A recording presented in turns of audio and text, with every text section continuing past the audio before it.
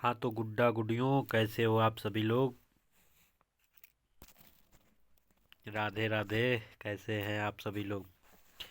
आपका भाई आज आप लोग के लिए लाया है बहुत ही अच्छा टॉपिक, सर्वनाम का। कौन सा चैप्टर? सर्वनाम। सर्वनाम आज हम पढ़ेंगे प्यारे गुड्डे गुडियों। सर्वनाम बहुत ही अच्छा टॉपिक है सर्वनाम। चलो तो आज हम स्टार्ट करते हैं इस सर्वनाम को। तो सर्वनाम को स्टार्ट करने से पहले अगर आपने अभी तक वीडियोज को लाइक नहीं किया है तो लाइक कर दें, और एक शेयर तो बनता है प्यारे साथियों, प्यारे गुड्डो। एक शेयर तो बनता है, एक शेयर बनता है। बहुत ही अच्छा कॉन्सेप्ट लेकर आए हैं, बहुत ही अच्छा। बिल्कुल याद हो जाएगा आपको। बिल्कुल रट्टा मारने की कोई आवश्यकता नहीं है। बिल्कुल एक वीडियो में सर्वनाम कवर, एक वीडियो में सर्वनाम कवर हो जाएगा। चलो तो स्टार्ट करते हैं। तो स्टार्ट करने से पहले आप एक शेयर करो, एक लाइक तो बनता है, और कमेंट करना ना भूलें। और अभी तक जिन साथियों ने, जिन गुड्डो गुडियों ने चैनल को नहीं सब्सक्राइब किया है तो सब्सक्राइब कर लें, क्योंकि आपका भाई बहुत ही अच्छा कॉन्सेप्ट के साथ सर्वनाम पढ़ाने वाला है। और आप जानेंगे सर्वनाम बहुत ही अच्छा। चलो तो स्टार्ट करते हैं हम सर्वनाम को। सर्वनाम जो है प्यारे गुड्डो, यह जो है सर्व प्लस नाम से बना है। किससे बना है? तो यह सर्व प्लस नाम से बना है। सर्व का अर्थ क्या होता है? तो सभी होता है। सर्व का अर्थ क्या होता है? सभी होता है। सर्व का अर्थ सभी होता है, और नाम का अर्थ संज्ञा होता है। क्या होता है प्यारे गुड्डो? सर्व का अर्थ सभी होता है, और नाम का अर्थ संज्ञा होता है। अर्थात जो शब्द संज्ञा के बदले में बोले या लिखे जाते हैं, अर्थात जो शब्द संज्ञा के बदले में बोले या लिखे जाते हैं, उसे ही हम क्या कहते हैं गुड्डो? सर्वनाम कहते हैं। या फिर ऐसे कह सकते हैं कि संज्ञा के स्थान पर प्रयुक्त होने वाले शब्द को सर्वनाम कहते हैं। ऐसे भी बोल सकते हैं गुड्डो। तो गुड्डो, हिंदी में प्यारे बच्चों, हिंदी में कुल कितने सर्वनाम होते हैं? तो 11 सर्वनाम होते हैं। खांसी हो गई है। हिंदी में कितने सर्वनाम होते हैं? तो 11 सर्वनाम होते हैं।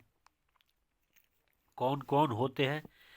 तो मैं, तुम, आप, यह, वह, जो, सो, कोई, कुछ, कौन, क्या। कितने सर्वनाम हो गए? 11 सर्वनाम। तो आगे चलते हैं। अब आगे हम जानेंगे कि सर्व प्रश्न आता है कि सर्वनाम के कितने भेद होते हैं। तो सर्वनाम के 6 भेद होते हैं। कितने मुख्यतः भेद होते हैं? तो 6 भेद होते हैं। कौन कौन होते हैं? पुरुषवाचक, निजवाचक, अनिश्चयवाचक, निश्चयवाचक, संबंधवाचक और प्रश्नवाचक। इसको हम आगे देखते हैं कौन कौन से हैं सर्वनाम। पांचों 6 सर्वनाम को अब देखेंगे। अब सर्वनाम के भेद 6 हैं: पुरुषवाचक, निजवाचक, अनिश्चयवाचक और निश्चयवाचक, संबंधवाचक और प्रश्नवाचक। कौन कौन? प्रश्नवाचक। पुरुषवाचक में क्या होता है? मैं, तुम और वह होता है। ये आप नहीं, ये वह होता है। ठीक। निजवाचक में क्या होता है? आप होता है, स्वयं, खुद, अपने आप। अनिश्चयवाचक में क्या होता है? कोई और कुछ होता है। निश्चयवाचक में यह वह। निश्चयवाचक में यह वह। अनिश्चयक में कोई। जैसे कि अभी आगे हम इसका एग्जाम्पल के साथ पूरा जानेंगे, सभी 6 के 6 सर्वनाम के बारे में पूरे परिभाषा के साथ जानेंगे। और संबंधवाचक जो होता है उसमें क्या होता है? सो जो होता है। प्रश्नवाचक में कौन क्या होता है? कौन क्या यानी प्रश्नवाचक चिन्ह। चलिए आगे हम चलते हैं, एक एक कवर करेंगे। चलिए, पुरुषवाचक। पुरुषवाचक को हम पहला हमारा है पुरुषवाचक। पुरुषवाचक के बारे में जान लेंगे हम प्यारे साथियों। पुरुषवाचक होता क्या है? तो पुरुषवाचक जो होता है, कह सकते हैं स्त्री या पुरुष के नाम के बदले जिस सर्वनाम का प्रयोग किया जाता है उसे पुरुषवाचक सर्वनाम कहते हैं। या फिर कह सकते हैं इस सर्वनाम में स्त्री या पुरुष का नाम के बदले में प्रयुक्त होता है जो निम्न है। कौन कौन? मैं, हम, तुम, तू, यह, वे, ये, वह आदि। एग्जाम्पल ये है पुरुषवाचक है मैं, हम, तुम, तू, यह, वे, ये, वह आदि होते हैं। यह 3 प्रकार का होता है। प्रश्न आएगा कि पुरुषवाचक सर्वनाम कितने प्रकार का होता है? तो पुरुषवाचक सर्वनाम 3 प्रकार का होता है। प्रथम पुरुष, इसे हम उत्तम पुरुष भी कह सकते हैं। क्या कह सकते हैं? उत्तम पुरुष। उत्तम पुरुष यही होता है, या इसे वक्ता कहते हैं। क्या कहते हैं? ये वक्ता होता है, इसे वक्ता भी कहते हैं। या फिर इसे अब अपने भाषा में कहेंगे तो बोलने वाला। याद करने का सबसे अच्छा ट्रिक है, उत्तम पुरुष प्रथम पुरुष जो होता है वो बोलने वाला होता है। ठीक क्या है? बोलने वाला होता है। प्यारे साथियों, इसका ऐसे सर्वनामों में जो उत्तम पुरुष सर्वनाम है, ऐसे सर्वनामों में वक्ता अपने लिए खुद प्रयोग करता है तो उसे हम उत्तम पुरुष या प्रथम पुरुष कहते हैं। जैसे मैं, हम और हम लोग। क्या हो गया? मैं, हम, हमारा या हम लोग होता है। एग्जाम्पल देखिए, एक छोटा सा एक एग्जाम्पल देख लीजिए। एग्जाम्पल में है जैसे मैंने, एग्जाम्पल है मैंने पाठ पढ़ लिया, जो है पाठ पढ़ लिया है। यानी वक्ता है मैं खुद हूँ और मैं अपने आप के लिए प्रयोग कर रहा हूँ। तो क्या हो जाएगा यहाँ पे? तो यहाँ पे हो जाएगा उत्तम पुरुष। या फिर एक एग्जाम्पल जैसे हम लोग आज विद्यालय नहीं जाएंगे। हम लोग आज विद्यालय नहीं जाएंगे,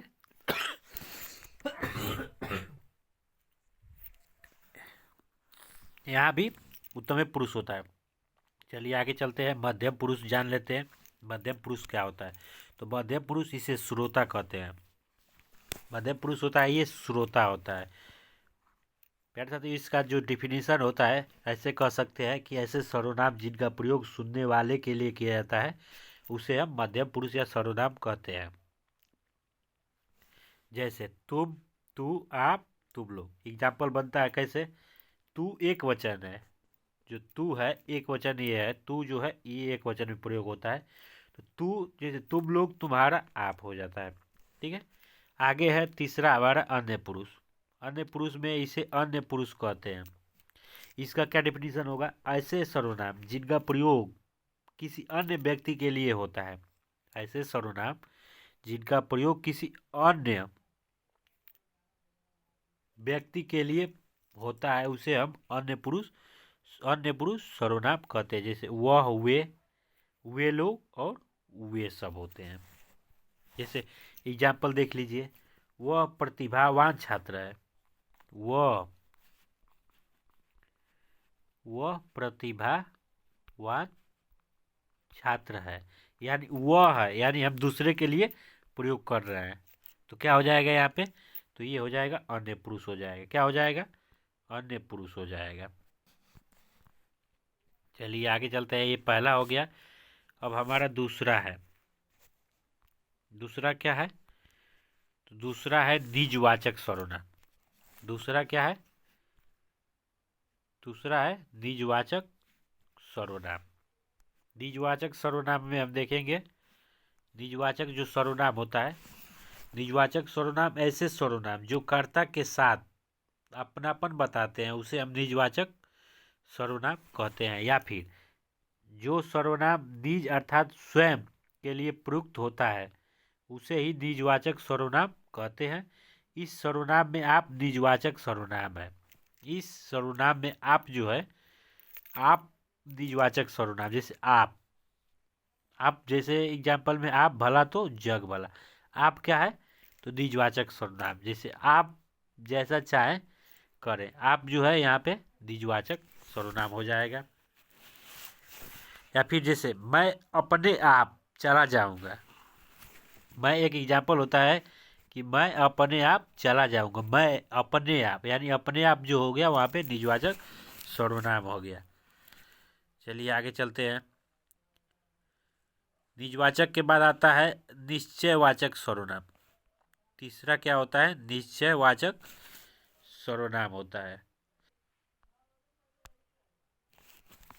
तीसरा क्या होता है, निश्चयवाचक सर्वनाम होता है। तीसरा क्या होता है प्यारे बच्चों, तीसरा होता है निश्चयवाचक सर्वनाम। क्या होता है, निश्चयवाचक सर्वनाम जिस सर्वनाम में दूरवर्ती एवं समीपवर्ती व्यक्तियों, डिफिनीशन क्या होता है, जिस सर्वनाम में दूरवर्ती एवं समीपवर्ती व्यक्तियों, वस्तुओं अथवा घटना व्यापारों की निश्चितता का बोध होता है, उसे हम निश्चयवाचक सर्वनाम कहते हैं। क्या कहते हैं, उसे हम निश्चयवाचक सर्वनाम कहते हैं। या फिर ऐसे कह सकते हैं, ऐसा सर्वनाम जो निकट या दूर किसी निश्चित वस्तु या व्यक्ति के लिए संकेत करती है, निश्चयवाचक सर्वनाम कहती है। जैसे यह हो गया, वह हो गया, ये हुए हो गया। ठीक, एग्जाम्पल आता है कि यह जल है। क्या है, यह जल है, यह जल है, यह जल है, तो यह आ गया, ये क्या हो गया, निश्चय, यानी किसी को दिशा संकेत कर रहा है ये। या फिर ये किताबें हैं, किताबों को आप संकेत कर रहे हैं वहाँ पे। ठीक है,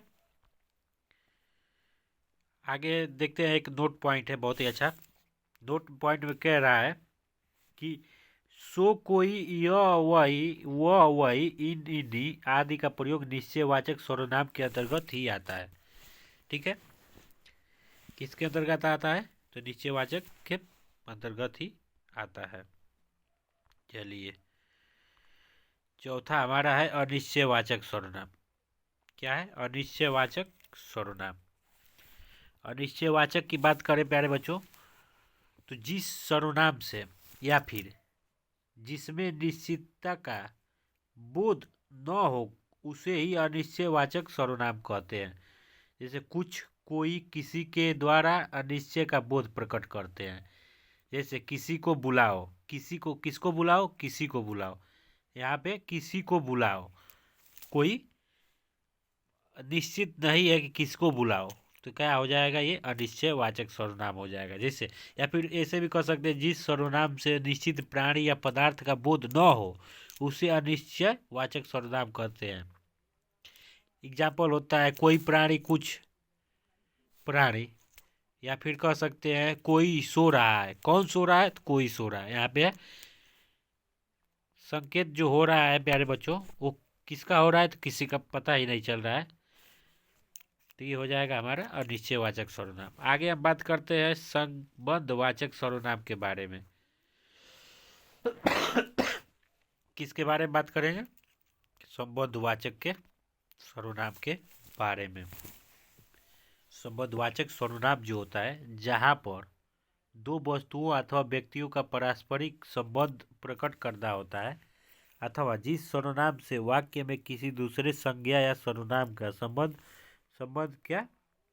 स्थापित किया जाता है, वहाँ पर संबंधवाचक सर्वनाम होता है। जैसे सो, जो संबंधवाचक सर्वनाम का बोध कराता है। या फिर एग्जाम्पल है, वह लड़का जो कल आया था पढ़ने में तेज है। किसका संबंध कर रहा है, जो कल आया था, जो सो का संबंध यहाँ पे बोध कर रहा है, तो प्यारे बच्चों क्या हो जाएगा, संबंधवाचक सर्वनाम हो जाएगा। या फिर ये संबंधवाचक सर्वनाम को ऐसे भी कह सकते हैं, जिस सर्वनाम का प्रयोग संबंध प्रकट करने के लिए होता है उसे संबंधवाचक सर्वनाम कहते हैं। ये जोड़ों के रूप में प्रयोग होता है। किसमें, तो ये जोड़ों के रूप में प्रयुक्त होता है। ठीक, जैसे एक एग्जाम्पल है, जो पैदा होता है वह मरता भी है, जो पैदा होता है वह मरता भी है, यानी कि दो इसमें वाक्य जुड़े हैं, तो ये संबंधवाचक हो जाएगा। और अगला हमारा है बहुत ही अच्छा प्रश्नवाचक। क्या है, तो प्रश्नवाचक सर्वनाम। प्रश्न वाचक सर्वनाम है, क्या है? प्रश्नवाचक सर्वनाम। प्रश्नवाचक सर्वनाम के बारे में हम जान लेंगे कि जिस सर्वनाम के द्वारा प्रश्न का बोध होता है उसे प्रश्नवाचक सर्वनाम कहते हैं। कौन, क्या, कैसे प्रश्नवाचक सर्वनाम है। कौन, क्या, कैसे प्रश्नवाचक। देखो कौन आया है, कौन आया है, तो यहाँ पे प्रश्न की बात कर रहा है। कौन आया है, देखो जाओ दरवाजे पे देखो कौन आया है। तो इस समय तो राम लला आ रहे हैं। कौन आ रहे हैं? राम लला आ रहे हैं 22 जनवरी को। कितने को? तो 22 जनवरी को। 22 जनवरी को अयोध्या कौन कौन जा रहा है श्री राम जी का दर्शन करने? बताइए आप लोग। तो आज का हमारा टॉपिक रहा था सर्वनाम का। बहुत ही अच्छा टॉपिक था ये। किसका रहा? सर्वनाम का। और सर्वनाम के बारे में हमने जाना। ये कॉन्सेप्ट आपको बिल्कुल रट्टा मारने की जरूरत नहीं है। एक बार दिमाग में बस गया तो समझिए कि सर्वनाम कंप्लीट हो गया। प्यारे बच्चों, अभी तक जिन्होंने चैनल को सब्सक्राइब नहीं किया, बार बार कहना पड़ता है प्यारे बच्चों, लाइक करो, शेयर करो। ये सब कहने की अब ज़रूरत नहीं है कि शेयर करो, लाइक करो। बस तुम वीडियो को अंत तक बने रहो, उतना बहुत है। चलिए ठीक है, जय हिंद।